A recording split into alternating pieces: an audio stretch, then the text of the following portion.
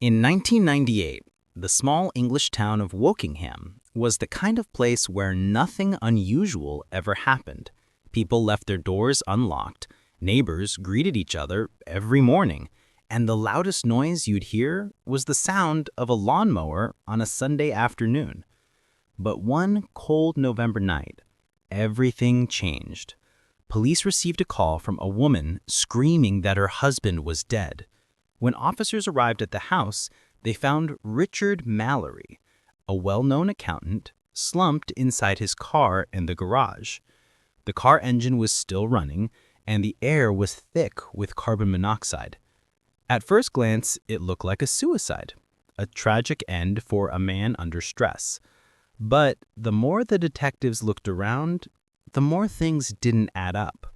Richard's shoes were spotless, strange for someone who had supposedly walked through the muddy driveway to the garage. His phone was left neatly on the kitchen counter, and there was a half-cooked dinner still on the stove. It felt staged. The police decided to dig deeper. They soon discovered that Richard's life wasn't as perfect as it seemed. Behind the smiling photos and suburban calm, there were secrets, financial troubles, arguments, and a wife who seemed a little too calm for someone who had just lost her husband.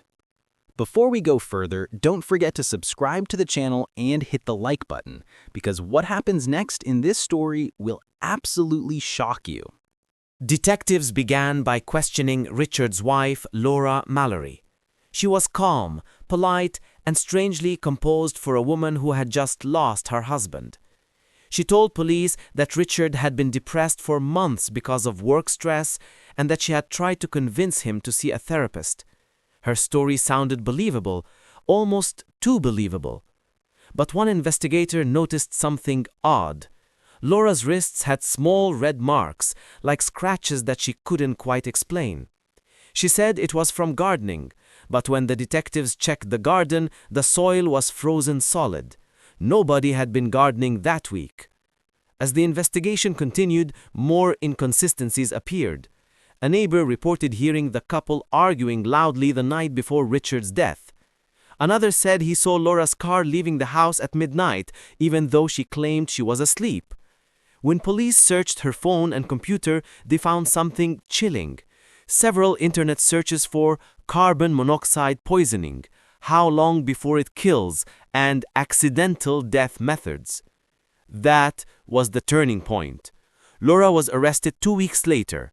During interrogation, she kept denying everything, saying she had no reason to harm Richard.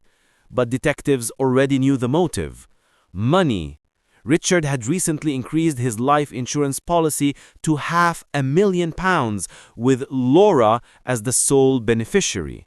Before we reveal how her perfect plan fell apart, subscribe to the channel and like the video, because the twist in this story is darker than anyone imagined.